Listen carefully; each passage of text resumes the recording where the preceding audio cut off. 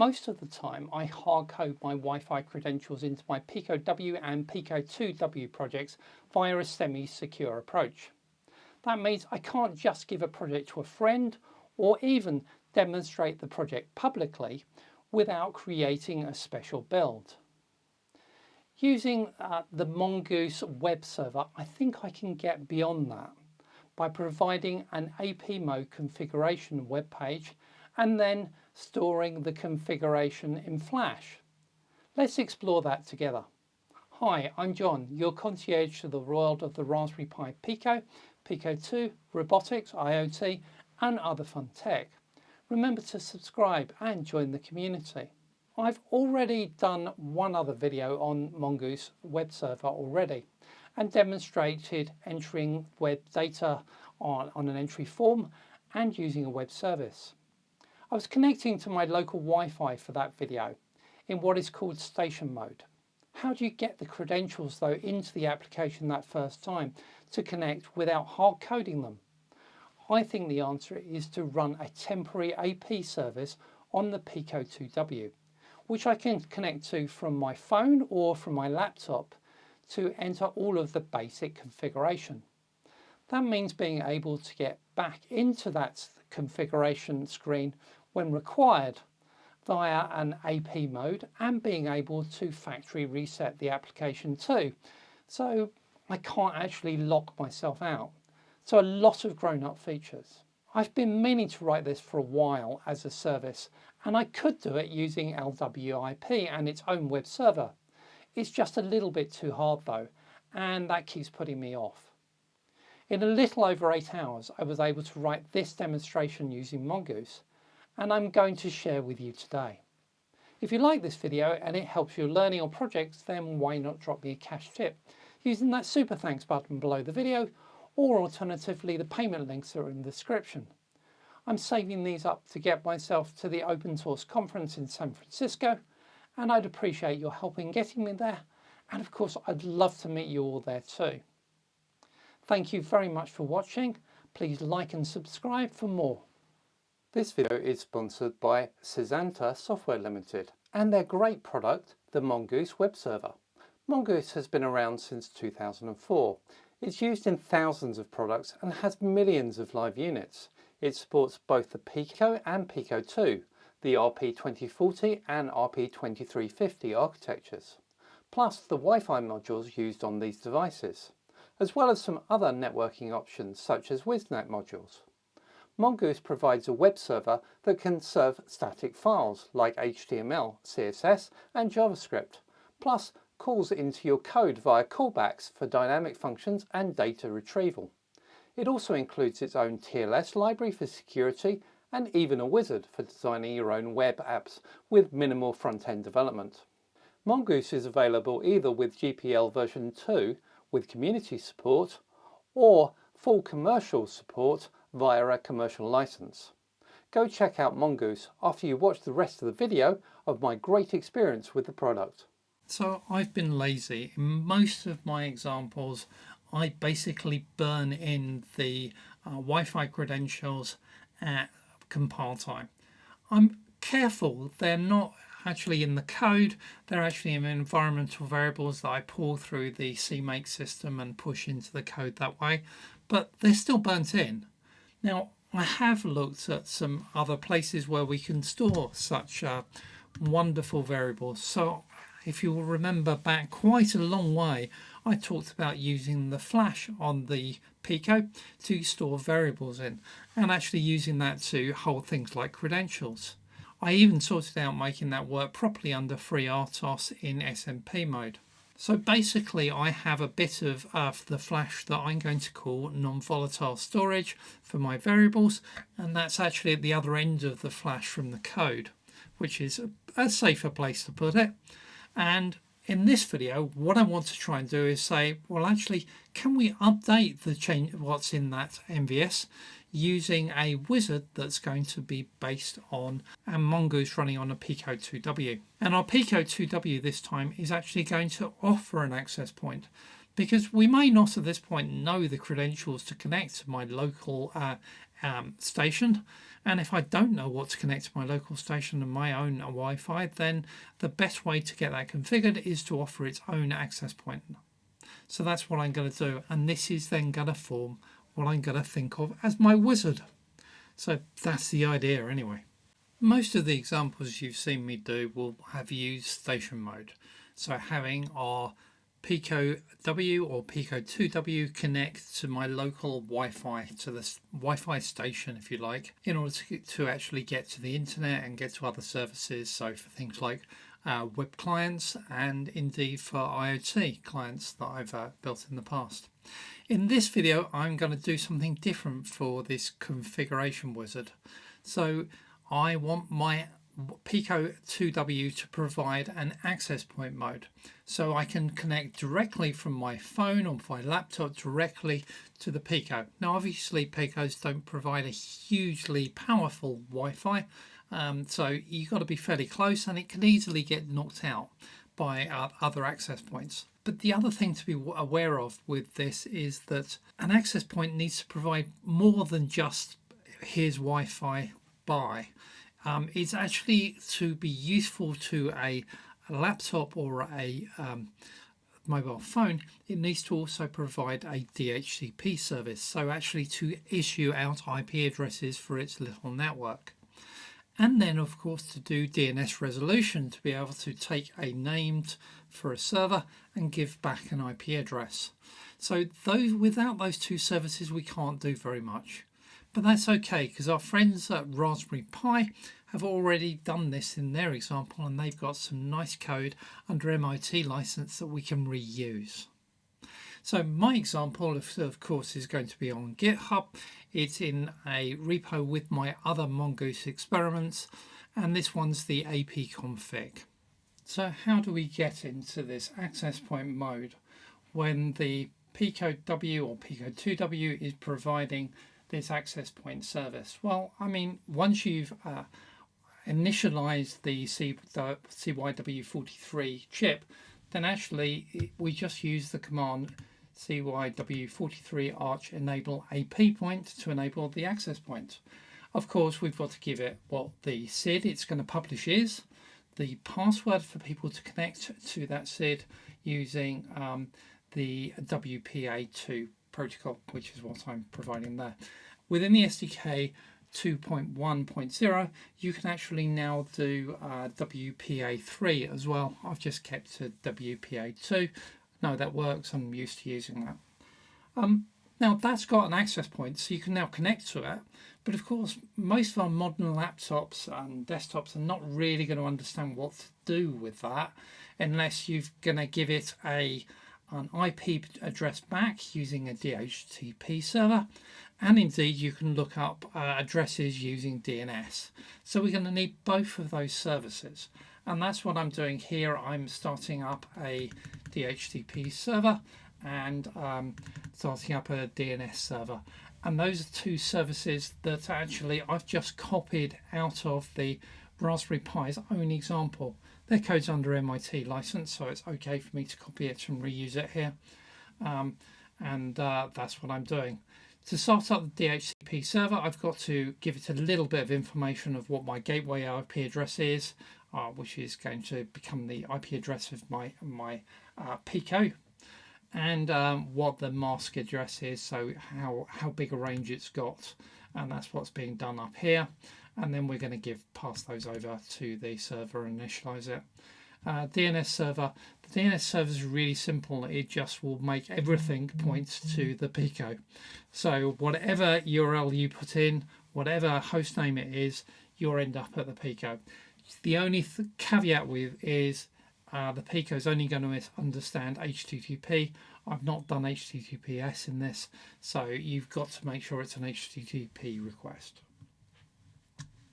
So I've put those two additional services here in my build. I've just copied them in as two folders, and those are the bits. You could look at those, you could modify those. You might want to do some additional stuff with DNS. I must admit, perhaps you don't just want it to resolve to the Pico, though for config wizard purposes it makes perfect sense. and the HTTP server, you know, that I think is going to be exactly as it is. Can't see why you'd ever touch that. So if we've got our Pico 2W with running Mongoose using FreeRTOS and LWIP in that configuration, then how are we going to connect between AP mode and the Wi-Fi it provides? Well, in actual fact, in this mode, we will be using POSIX sockets always to connect and provide our web server. And those, in the way that LWIP works, will actually either connect to the Wi-Fi port via station mode or AP mode. And as long as we are careful and we are have an exclusive OR between the two of those and only have one of those configured at a time, this is all fairly simple to do and nothing to worry about. Now, if we're only going to have one of those configured at a time, and to make that nice and clear and smooth, the other thing we probably need to be careful of is how are we making sure that nothing else has been configured and set up. And the way I'm going to do it in this example is I'm actually going to be incredibly clean and say I'm only going to set this stuff up when I boot for one mode. So I will only go into AP mode when I boot up, and then or go into station mode. I won't do both, and I won't switch between them in a single run. And therefore that means we're going to have to reboot our Pico when we go from configuration wizard into full production mode, or from production mode back into configuration wizard. And I think this is sort of a kind of safer way of configuring between those two options. You could do other things, but yeah, this is the way I've chosen to do it for this example. So how do I reboot a Pico 2W? Well, the easiest way to reboot it is to use the watchdog timer on board the Pico, and there is a simple function in the SDK that enables us to turn that on, and that's watchdog enable. That takes two parameters. The first is the number of milliseconds to wait before it actually triggers the timer, so 1,000 milliseconds or a second to wait. And sometimes I use that in order that things like the Wi-Fi session can actually shut down. And the second parameter, that one there, means that if I happen to be running debugger, please don't trigger the watchdog timer, just stop. Otherwise, I won't be able to see what's going on. So my example of getting all of this config wizard is going to be based extensively on the LED animation example I did in the last video. And that was using Forsaken NGS's library to run some WS2812B LEDs and basically animate those, as well as then providing or connecting to the Wi-Fi access point and the Wi-Fi services that I've got locally in order that I could connect to the Pico W via a form on the web, either on my phone or my laptop, and change the color through that web form of the LED as it's being animated. Now in this example, I want to also add to that the ability to run up a configuration wizard. And that wizard is going to tell me whether it's in the wizard mode by basically turning all of the LEDs onto a single color. And they'll be all amber if I'm actually in true configuration mode and I've just switched into it, or red if the device is actually in factory default mode and it doesn't know what access point to connect to yet. And on that form, I'm going to be able to provide things like the access point and actually type in the access point SID ID and its password. And also change the default color for the LED. Now to get into that mode, I'm going to actually use a switch, and that switch is going to be on GP2. And basically a short switch will just trigger that into normal config mode, and I see the config wizard and we get an amber LED. If you long press it, well actually then it will wipe out all of the configuration you previously had and the LEDs will all go red. So let's have a look at how we're actually managing this as a wizard. Well, I think first of all, let's have a little look at main, because there are a few important things about how this is going to work. It's a FreeRTOS application, so the first thing we are going to do is start up FreeRTOS and start up the scheduler. But before we do that, I'm going to initialize a GPIO pad. And that's actually on GPIO 2, and that's going to be our button for getting into the wizard, basically. So let's have a look at the Mongoose task here. This is going to first of all check to see if that button is being held down, because if that button is being held down when we start, then I'm going to assume that is a request to get us into factory reset mode, in which case I'm going to reset our MVS, so our non-volatile storage. I'm going to start it up and give it the value true here, which the way I wrote my non-volatile storage, that causes the non-volatile storage to be cleared down and restarted. I'm then going to put a whole load of defaults in there. So I'll actually check that everything I want as a value in there is in there, and if it's not, I'm going to actually put a default value in there. If I'm doing things as I am in this using MVS, I think that's really safe. It is really important that I've actually got all of the definitions there. Makes my life a lot easier when writing the code. So that's what this sets defaults is. It's going to basically go and check every single one of these definitions and say, is it there? If not, let me put a default in. Then we're going to initialize the Wi-Fi chip. And I'm going to start up my LED service, because I'm going to use my LED service not only to do the animation when I'm in full production mode, but also I use it to signal that we're in factory reset or we're in configuration mode.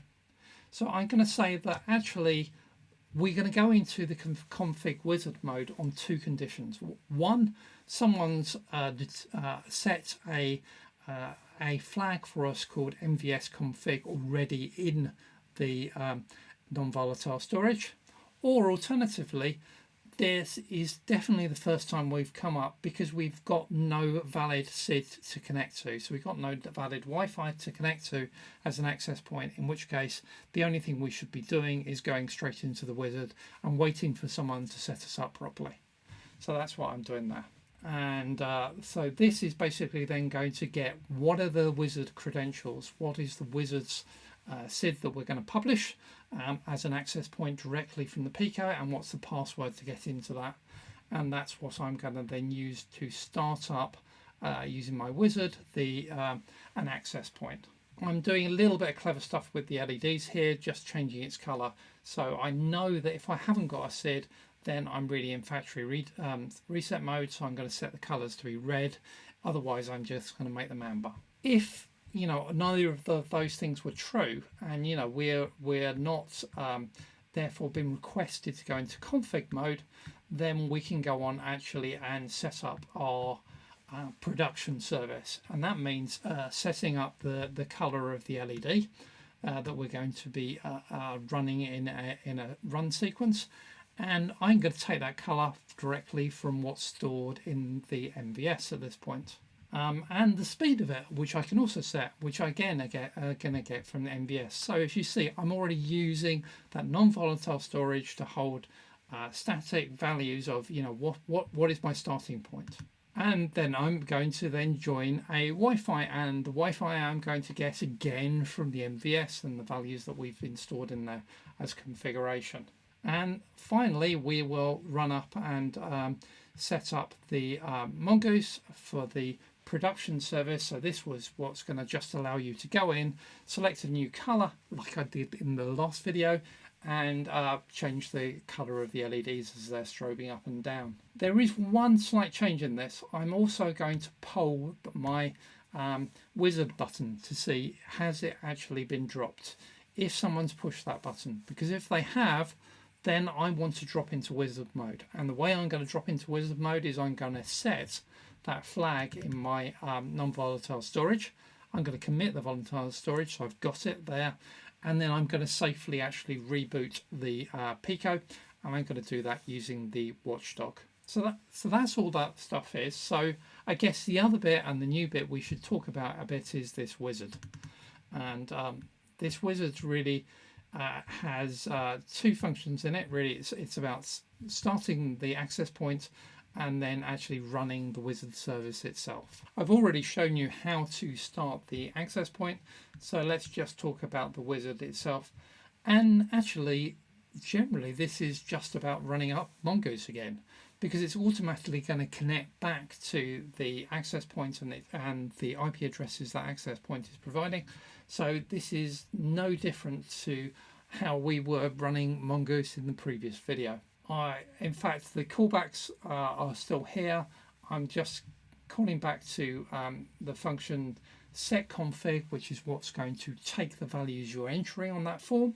Otherwise, anything else, it's going to display a nice little HTML form, and it's going to get that form by asking our MVS to actually generate that form for us and do all of the work for us. In fact, the set version of this is again going to just ask our MVS service to take the query and the data that came across on that form and actually use that to update the non-volatile storage before rebooting the Pico. So that's all that's in here really. That looks really simple. I guess where all of the work is actually is in this, well in fact both of these are quite reusable parts, but in this MVS HTML service, which is an extension of my MVS onboarding, so non-file storage capability. And what I've really done in here is added the capability to produce HTML. So to take everything that is in the non-volatile storage, well, types that I understand anyway, ints, double strings, passwords, things like blobs I can't really do anything with because I don't really know what that format is, but things I do I can actually put out onto a form. Then I've also got the ability to update everything in there based on the query string coming back from an HTTP GET. And then there is a lot of helper functions down here to compile parts of the HTML and sort that all out. I'm not going to talk through all of these in huge detail, but let's just have a little look under the hood about what's going on here. It's really not very complicated. So all I'm really doing in this toHTML function is basically taking a buffer of memory space of a good length, and I've given it 2K because HTML is quite big, so it needs quite a bit of RAM to work on this. And then I'm sort of putting in the start of an HTML page, the start of an HTML form, and I'm just basically bunging in all of the normal bluff that you need for that. And then I'm going to go through and cycle through all of the dirty stuff and clean stuff in my non-volatile storage. This is a little bit more complicated what I'm doing here about how I'm storing that non-volatile storage, in order to then say that actually for each key I can actually try and store it. And it's that storing of the key that I think is then the really HTML or grabbing that key and doing something useful and putting it on an HTML page. So the first thing I'm going to do is generate an HTML label, which is basically just going to put a bit of text up, and I'm going to just use the key as the label there so that we get a label on the page. And then depending on the type, I'm going to then put input modes for each of the types, and they're just using HTML input codes. I'm being a little bit clever here between all the int types in just putting different ranges on to fix them so that we don't get too many errors and issues coming back. So let me have a look. So what we got here, so nearly everything uses, so form start, for example, the beginning of a form, well that's form set the action to go set config, which we saw was going to be what we were going to read from Mongoose side when stuff comes back. And then I'm going to add the text, and nearly everything is going to use this add text function, which is just bunging stuff into the buffer and relocating where your next free location is in that buffer. When we're doing inputs like strings, all I'm doing is creating an input line that is something like input type text, ID is going to be your key, name is going to be the key, value is going to be whatever the value was previously, unless of course you know password's a bit different. I don't put passwords out, and then using that to put all of those values in, and then we just add that as text into the buffer again.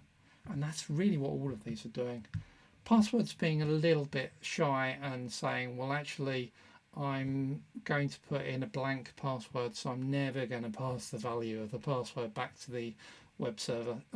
So once you enter it and push it across, that's it. It's then locked and you can't see it back again, which I think is a safer way of doing passwords. The other thing, yes, all the others are pretty similar. Booleans is a checkbox type, but everything else is just putting simple HTML. And then when the values come back, we're basically going to iterate all of the keys we've got in the non-volatile storage, and we'll check each one to say, right, actually, did I get a version of that in the query? If I did, then I need to update it.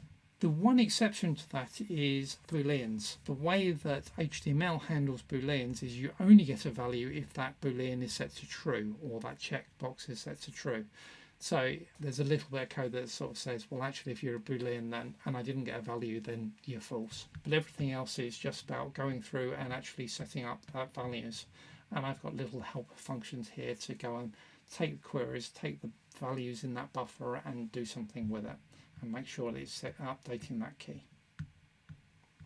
So that's all I've written, and that's what gives you that ability to have a nice little config screen that comes up and takes all those values and gets us into it. So let's have a look at the demo. So normal production function is the same as we had in the last video, with this LED just scrolling up and down.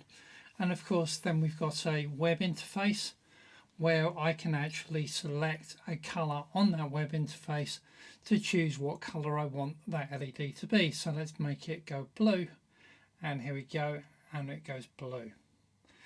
Now if I go onto my Pico and I hit that button, I will go into this yellow mode, which means that we're in the wizard for config. So now I've selected to connect to the Pico W's port, and I can go and change all the configuration here. So we've got the color of the LED, the speed, the access point I should normally connect to, as well as what the wizard's access point and password should be. And once I've saved that, we get the blue LED, because that's what I've just told it to change as the default color, and we're back into that production mode having reset. If I hold that down, we then get into factory defaults, and all of the factory defaults then come up on my configuration as soon as I connect to the Pico, again with the factory default name for the wizard SID and wizard password. I think this approach I use in this video really has some legs for my other projects. What do you think? Let me know in the comments. I can see this helping produce applications and services that I can share more widely, either as open source projects or signing up to Mongoose's commercial license for closed source development. I have some other ideas actually of where I can use Mongoose. It's going to help me with some capabilities and tooling around my projects. Stay tuned to see them, or in fact, let me know if you've got some other great ideas, put them in the comments and I'll see what I can do. If you like this video and it helps your learning or projects, then why not drop me a cash tip using that super thanks button below the video, or the payment link that I've put in the description. I'm saving these up to get myself to the open source conference in San Francisco, and I'd appreciate your help in getting me there, and of course I'd love to meet you all there too. Thank you very much for watching. It's been lovely talking to you, and I look forward to seeing you on the next video. Please subscribe and like.